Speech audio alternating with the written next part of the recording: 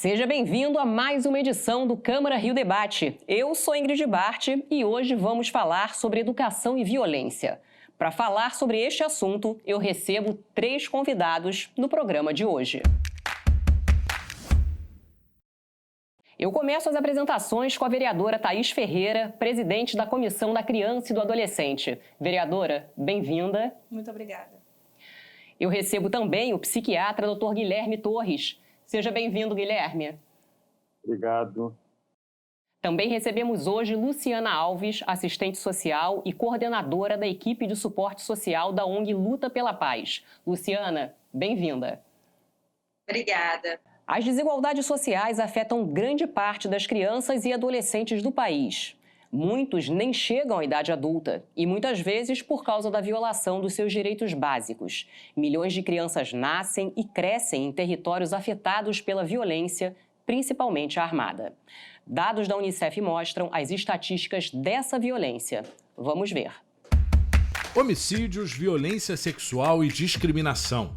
Segundo a Unicef, entre 2016 e 2020, 35 mil crianças e adolescentes de até 19 anos foram mortos de forma violenta no país.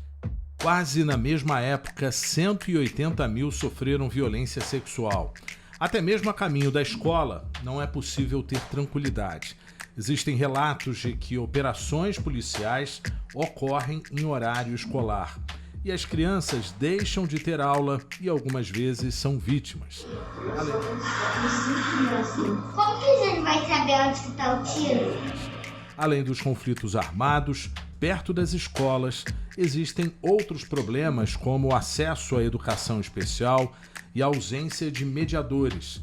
Com um quadro de violência e desigualdade para os jovens, como é possível desenvolver e contribuir para a construção de uma sociedade segura e inclusiva? Então, vereadora, vamos começar nosso debate com a senhora, que vem atuando de uma forma super importante aqui na Câmara Municipal e, inclusive, está promovendo um ciclo de debates com diversos assuntos, entre eles segurança e cidadania e mediação de conflitos nas escolas. Vereadora, qual a sua análise sobre esses temas?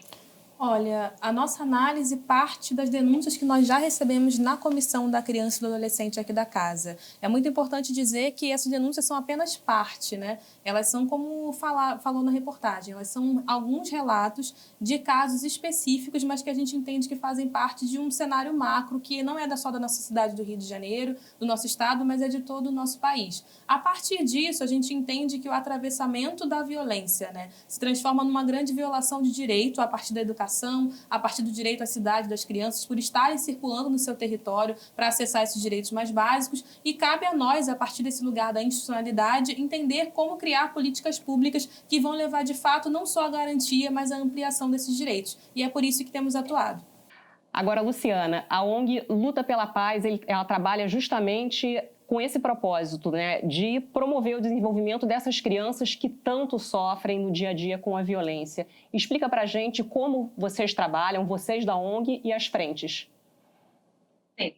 A Luta pela Paz, a gente atua com o esporte, né, a primeira grande ação da Luta pela Paz é o esporte. A gente iniciou com esporte, tipo boxe e artes, mas esportes de luta especificamente. E hoje a gente tem outras ações que vão para além do esporte. Então, a gente tem frentes de trabalho na área de treinamento, na questão da liderança juvenil. Então, isso é algo também que vem desde o início da Luta pela Paz, essa questão de promover o protagonismo dos jovens dentro dos seus territórios. Então, isso... O atendimento e o acompanhamento dos alunos e seus familiares. Então, a ideia é de trabalhar com as famílias, pensando a garantia dos direitos, né, dessas crianças e com as demandas que chegam.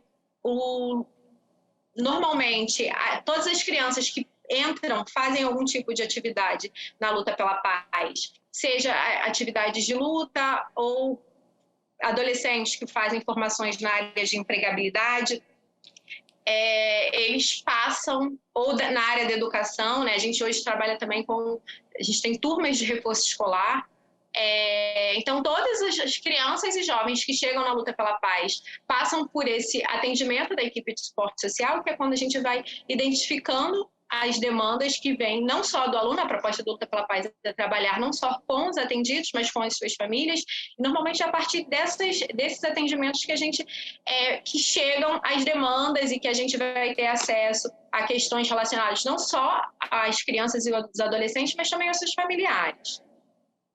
Agora, Guilherme, quais os impactos dessa violência urbana no cotidiano escolar desses jovens e dessas crianças? Explica pra gente, Guilherme. Bom, o que acontece muito é a questão exatamente de uma perda de rendimento escolar, de um problema de sociabilização. As crianças vão ficando mais isoladas, cada vez existe menor interação, menor desenvolvimento, uma piora completa naquilo que deveria ser um ambiente de acolhimento. O que a gente vê muito são consequências a curto, médio e longo prazo. Nós temos consequências em todo esse espaço, né, em todo esse tempo e locais que deveriam ser muito mais adequados. E hoje a gente encontra, na verdade, crianças que vão sofrer consequências ao longo de sua vida, para toda a sua vida. Outro dia eu ouvi uma coisa muito interessante, né, que o abuso, a violência, é que nem catapora, né? Ela deixa marcas para o resto da vida. Então é muito por aí mesmo, ela deixa muitas marcas que a pessoa vai levar para o resto da sua vida. Né? Consequências essas que vão desde patologias claras mentais até situações sociais muito graves, né? Dissonâncias sociais muito graves. Vereadora, o seu gabinete recebeu 14 denúncias, né, de vários tipos de violência contra a criança. É possível traçar um perfil dessas crianças e os principais casos relatados que a senhora recebe no gabinete? Infelizmente, sim. E é até bom reforçar que o que acontece na infância não fica na infância. A maior parte desses casos são casos de famílias de baixa renda. É importante falarmos do perfil das famílias. A maior parte desses casos são de pessoas dos territórios mais afastados dos grandes centros. Quando estão no centro da cidade, são lugares vulneráveis do centro da cidade. A maior parte desses casos, as famílias são famílias onde a mulher é a que exerce o arranjo solo, né? O arranjo monoparental feminino, como a gente trata. A maior parte das crianças tem uma dificuldade no acesso aos equipamentos públicos. Então, a gente tem crianças que têm déficit na assistência de educação, de assistência social, de saúde, e a gente vai ver também esse perfil social que atinge mais as crianças negras. Quando a gente fala de violência, principalmente, esses também são os casos que chegam na nossa comissão. Agora, Luciana, e na sua opinião, qual seria um cenário positivo, né, para desenvolver e contribuir para a construção de uma sociedade segura e inclusiva, na realidade, ouvindo o depoimento, né, tanto do Dr. Guilherme quanto da vereadora Thaís Ferreira?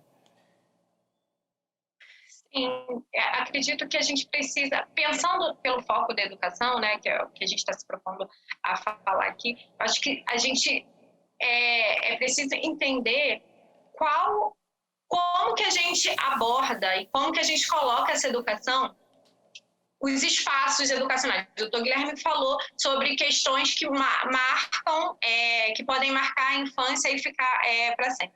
Na Maré, a gente tem, há algum tempo, sofrido com o impacto da violência armada, por exemplo, no cotidiano escolar, né? No cotidiano das crianças. Assim. Isso vai se expressar de várias formas. Segundo o boletim sobre direito à segurança pública na Maré, que é produzido pela Rede da Maré, o boletim de 2019, naquele ano a gente teve 24 vezes atividades escolares foram suspensas em função de operações policiais ou conflitos dos grupos civis armados.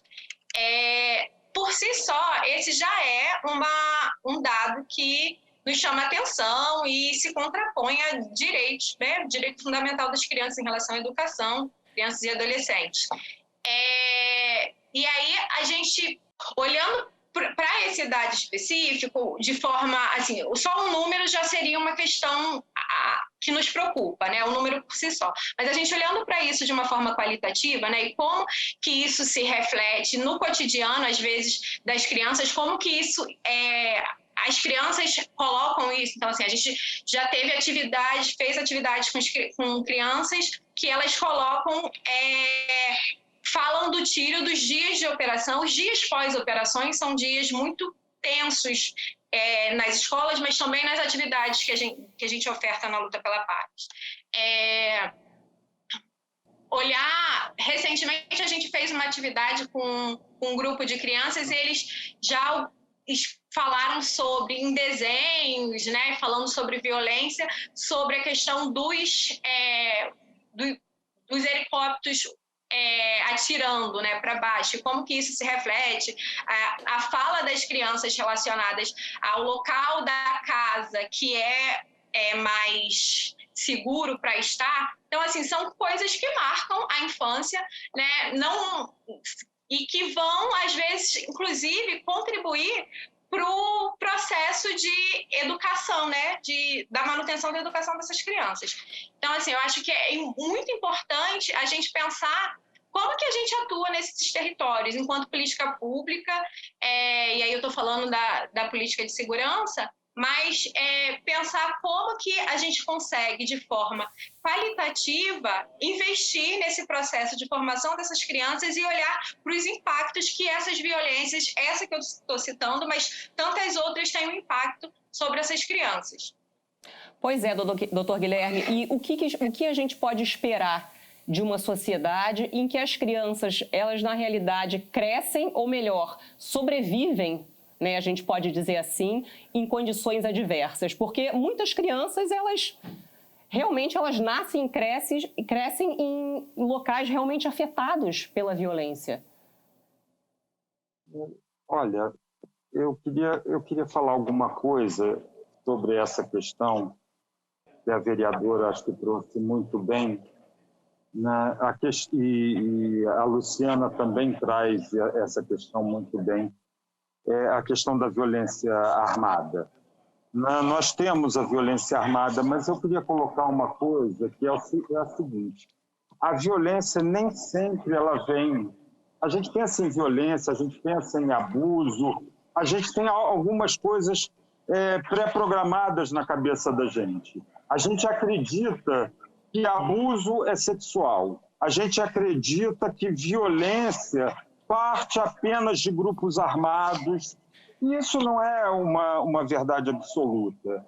A questão que a gente encontra na realidade, na minha experiência é longa, eu sou professor, eu já estive em diversas escolas tentando fazer um trabalho de educação, de aprendizado, e a experiência que eu tenho não é muito boa, porque, na verdade, a ignorância é muito grande.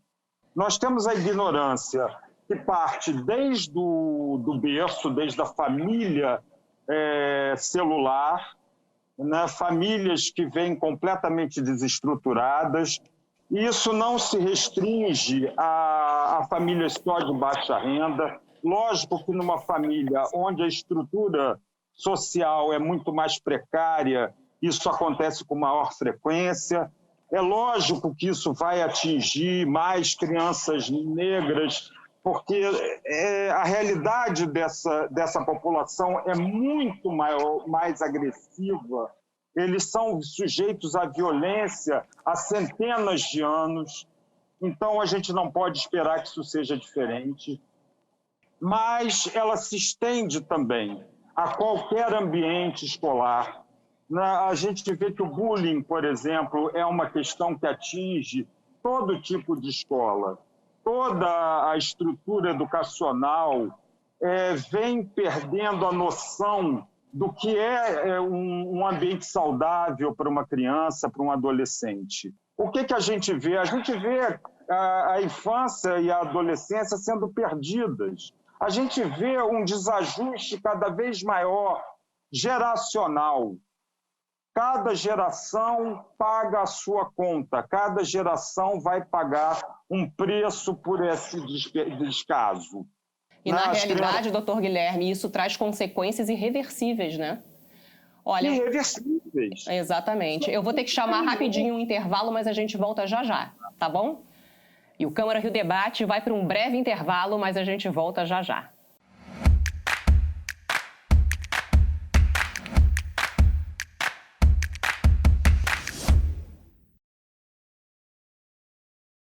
E o Câmara Rio Debate está de volta, hoje falando sobre educação e violência. Nós fomos ouvir a população sobre o tema. Eu acredito que, pela criança ser mais vulnerável, ela acaba sendo um alvo mais fácil para os criminosos, para as pessoas que querem cometer esse tipo de abuso. E duas coisas acabam também sendo relacionadas: a educação dos próprios pais, que às vezes não preparam os seus filhos para situações como essas, ou então reconhecer situações como essas, e a própria escola, de também orientar e saber reconhecer quando isso está acontecendo. O pai, a família, acha que escola educa. Escola não educa, escola ensina. Quem educa é a família, né? Então, assim, a transferência de responsabilidade é um erro também, né, do grupo familiar. Eu acho que isso também tem que ser revisto. Descaso, muitas vezes, dos pais e do governo, né? Porque eu acho que tinha que ter um programa de inclusão para essas crianças com pessoas sérias. O adulto que cria essa criança, ele passou por tudo isso também, ninguém protegeu.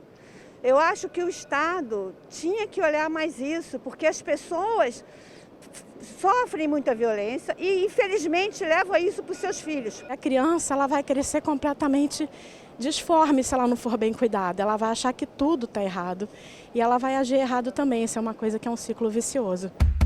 Vereadora, em relação à falta de mediadores nas escolas, né, as crianças são prejudicadas? Olha, há um prejuízo que não é só para a criança ou da criança, o prejuízo é para toda a comunidade escolar. Eu acho que o doutor Guilherme falou de um ponto muito interessante, que é a questão do trauma geracional. É a questão de que não é só da infância perdida, são infâncias desperdiçadas. E isso se repete realmente há algumas gerações. A gente não tem uma atualização programática que entenda a necessidade real das pessoas de serem desenvolvidas, de serem mais até do que mediadas em suas relações, mas sim, de fato, mentoradas, para que a gente possa tomar melhores decisões e fazer melhores escolhas. Quando a gente fala de mediação de conflito na escola, muitas vezes nós vamos falar de professores que, entendendo a necessidade e a realidade de seus alunos, se colocam nesse lugar. Mas ainda precisamos insistir com políticas públicas para garantir esse lugar de mediação com profissionais que sejam capacitados e, para além de profissionais capacitados, com profissionais que entendam de fato as relações que se constroem dentro da escola, mas também com as famílias e com os territórios. Há uma disputa muito grande também quando a gente fala de responsabilização sobre a criação de crianças ou responsabilização com todas as infâncias. Não à toa a gente tem um princípio constitucional garantido, né? Que os direitos das crianças e adolescentes devem ser feitos, garantidos em corresponsabilidade pelo Estado, poder público, né? Por toda a sociedade e pelas famílias. Entendendo que somos parte, cada um de nós, desse sistema de garantias do direito da criança e do adolescente, é que a gente precisa lutar para que eu seja um agente de mediação, para que você seja, mas que também dentro da escola nós tenhamos figuras de referência para que quando houver algum tipo de conflito, algum tipo de atravessamento com violência, e aí também é um grande parêntese sobre o que é violência, existem diversas dimensões da violência, nós tenhamos capacidade de lidar com o problema. Lidar com o problema não é transferir o problema para casa, lidar com o problema não é dizer que a culpa é da criança, lidar com o problema não é também culpar o professor ou o profissional de educação. Lidar com o problema é entender como cada um faz parte daquele momento, daquela situação e como é que essas relações podem ser mediadas e melhoradas a partir de uma perspectiva que garanta a integridade e dignidade de cada pessoa desde a infância. E o que está faltando, vereadora, para que isso aconteça? Além dos esforços que nós precisamos garantir de investimento, né? A gente fala do nosso pacto federativo, a gente vai falar da nossa União, do nosso governo federal, a gente vai falar do nosso governo estadual, a gente vai falar do nosso governo municipal, a gente vai falar dos limites e competências também do legislativo, né? Seja ele municipal, estadual ou federal também, e a gente vai falar da necessidade de garantirmos esses esforços com muita mobilização e controle social. A gente tem os conselhos de escola-comunidade, a gente tem núcleos de participação, comunidades que são ativas, mas sem a institucionalização disso enquanto política e sem a universalização dessas políticas, a gente vai ter apenas casos isolados de sucesso. A gente tem muitas boas práticas em escolas, a gente tem coordenadorias que se esforçam de fato para garantir que esses temas sejam abordados, para garantir que haja uma mediação, mas a gente não tem, apesar de termos lei federal para isso, apesar de termos esforço também no município para isso, a gente ainda não tem a presença, vamos supor, de um psicólogo, um psicopedagogo para cada escola da nossa rede municipal. A gente fala de uma rede muito grande, são mais de 1.500 escolas, mas a gente também tem de entender que se temos essa rede grande, é muito melhor termos nossas crianças na escola se desenvolvendo bem do que termos essas crianças à margem da violência que está, infelizmente, espalhada pelas ruas, que está, infelizmente, também colocando os nossos meninos e meninas numa socioeducação que não integra e que muito mais tarde, ou até mesmo num breve momento das suas vidas, vai fazer com que eles sejam aqueles e aquelas que vão estar, infelizmente, empurrados para a criminalidade, infelizmente, até mesmo no cárcere ou em situações muito mais adversas. Então, existe uma necessidade de esforço político, de responsabilidade mesmo, para que a gente consiga implementar políticas que já existem. Porque se eu fosse falar para você que precisamos de uma nova lei, isso a gente sabe que não é verdade. Nós precisamos de um esforço de implementação das políticas que existem, porque nós sabemos que o nosso Plano Municipal de Educação mesmo, ele contempla a luta contra a violência, contra qualquer tipo de discriminação, até mesmo contra o bullying especificamente, contra o racismo especificamente, contra o capacitismo também especificamente, mas não conseguimos implementar por falta de investimento nesse tipo de material humano, né, que nós precisamos ter nas escolas e que precisa ser formado continuamente, que precisa também mudar a mentalidade a partir do momento em que vivemos na sociedade. Agora, doutor Guilherme... Vereadora, eu, assim, ouvindo você falando sobre a questão das crianças, né, com deficiência, e, assim, recentemente a gente começou um projeto, né, a Luta pela Paz começou um projeto voltado para crianças com deficiência. A gente vem fazendo um trabalho de adaptação da nossa sede, para receber, e, obviamente, a gente está o tempo todo se deparando que a gente fez até aqui, mas a gente precisa ainda avançar, para conseguir garantir mesmo o acesso pleno dessas crianças. E aí, como eu falei, quando as crianças entram, a gente acaba fazendo o acolhimento das famílias e, a partir desses atendimentos, a gente acaba recebendo demandas das famílias. E a questão da escola tem sido uma coisa muito latente, né? Como que a falta de mediação dentro das escolas compromete a evolução dessas crianças. Essas mães, às vezes, se vendo a escola colocando como uma demanda para que as mães estejam dentro das salas de aulas, para que seus filhos estejam... Eu entendo a limitação de profissionais, né? Então, muitas escolas não têm nenhum mediador, e quando tem um mediador, e se tem mais de um aluno, né? Então, isso vai dificultar, mas são questões que vão se colocando e aí é um tempo, né? É um tempo que é perdido, assim, a criança ficou ali um primeiro ciclo sem essa mediação, sem conseguir avançar.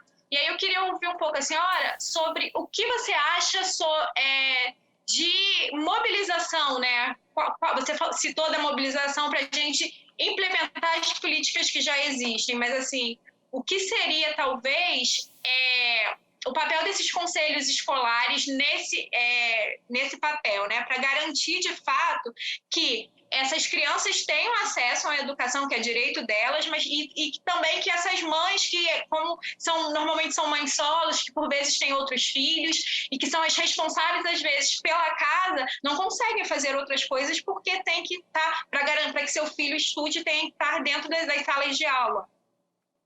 Sim, acho que você faz uma colocação até especificamente sobre os agentes de mediação na educação inclusiva, que é extremamente necessária de ser discutida a partir daqui, né? A gente entende a dificuldade de toda a comunidade escolar, falando especificamente das mulheres que são mães, que estão sofrendo essa sobrecarga. A gente entende também a dificuldade que elas enfrentam, que é dupla, né? Não é só na educação dos filhos também, é na questão da saúde, até para você conseguir um laudo, para você entender se o seu filho está dentro do espectro autista, qual o tipo de transtorno que essa criança enfrenta, a gente sabe a dificuldade que a gente tem. Então, o esforço que a gente precisa fazer de mobilização, realmente entendendo até que todas as mulheres que precisam não vão poder estar mobilizadas justamente por conta do trabalho que a gente sabe que é realizado, e aí a gente vai ter que falar também sobre justiça reprodutiva, a gente vai ter que falar também sobre economia do cuidado, é um esforço coletivo mesmo de chamar a responsabilidade de quem tem poder.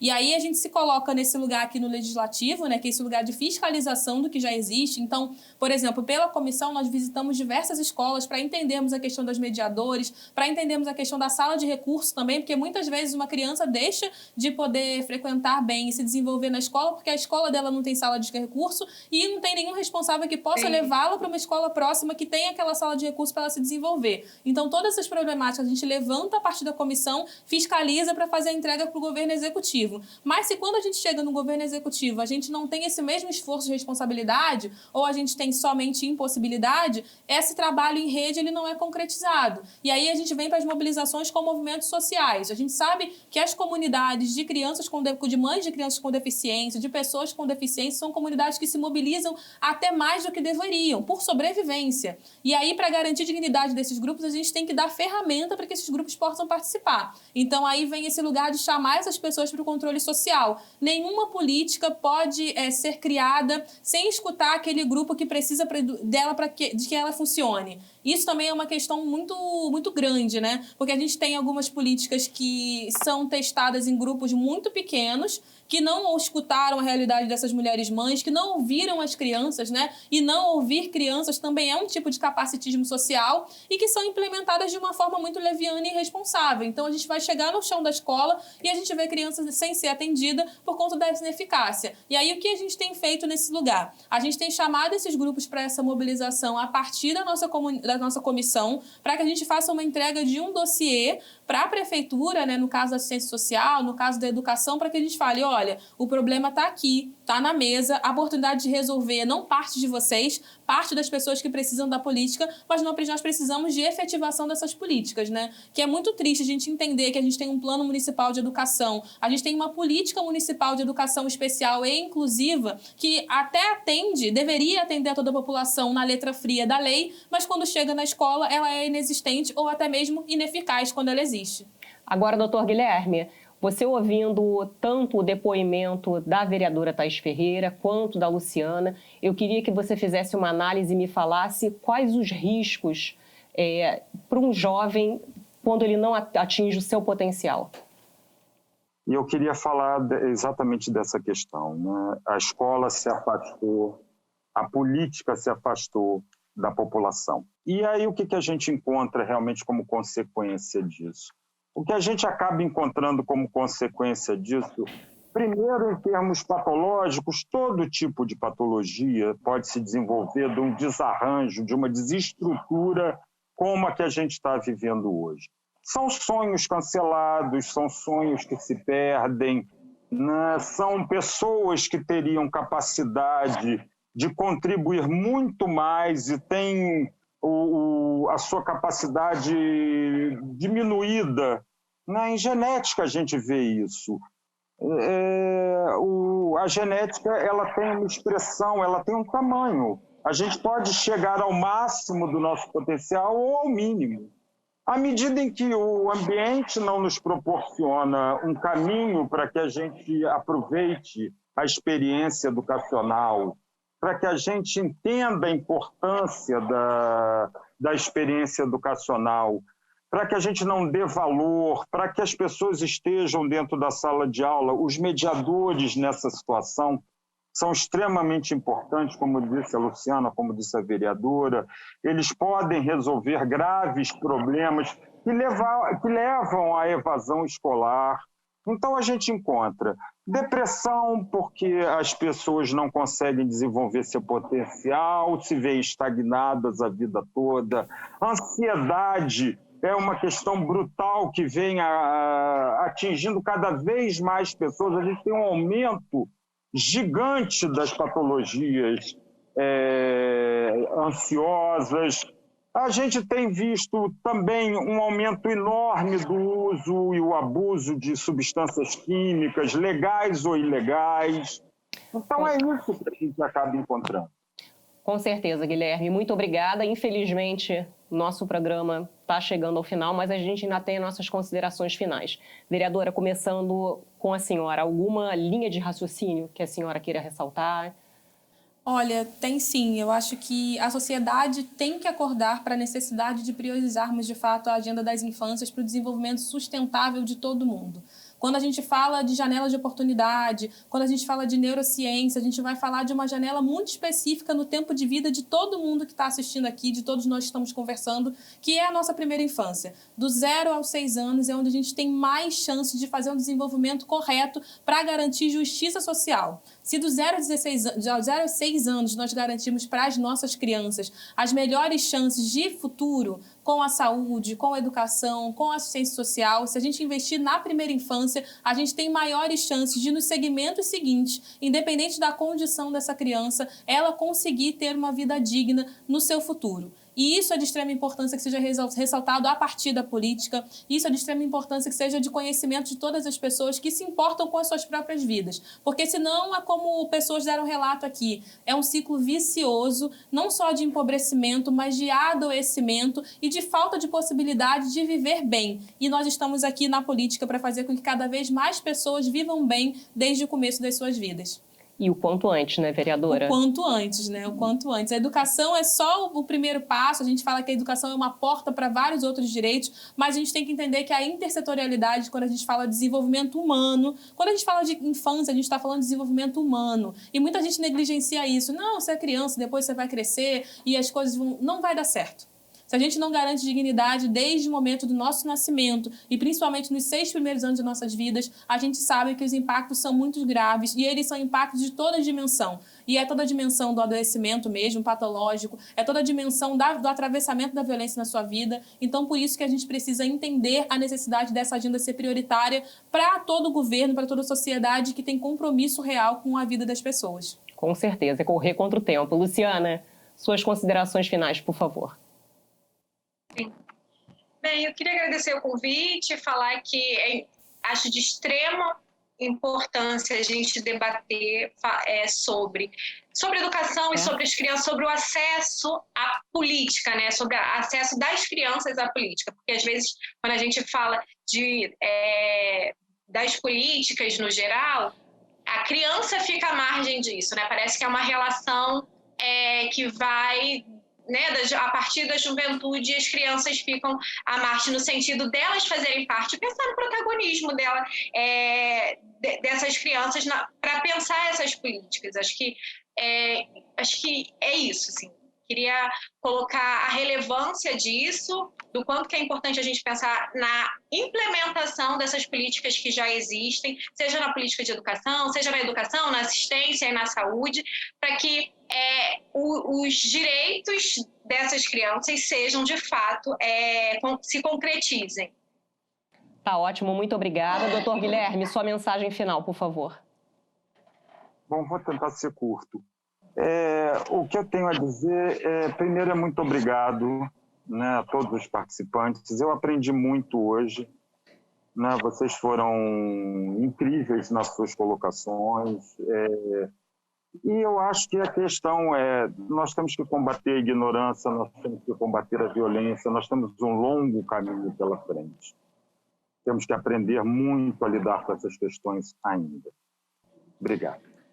Muitíssimo obrigada pela participação de todos vocês aqui no programa e chegamos ao final do nosso debate de hoje. Foi um prazer conversar e debater sobre esse assunto com vocês. Eu agradeço a presença aqui no programa, vereadora Thaís Ferreira, Luciana, doutor Guilherme, muito obrigado. E obrigado a todos pela audiência. E não esqueça que você também pode acompanhar o conteúdo deste programa no podcast da sua plataforma de áudio favorita. Veja também outras notícias nas nossas redes sociais no Câmara.Rio. O Câmara Rio Debate de hoje fica por aqui. Até a próxima. Tchau, tchau.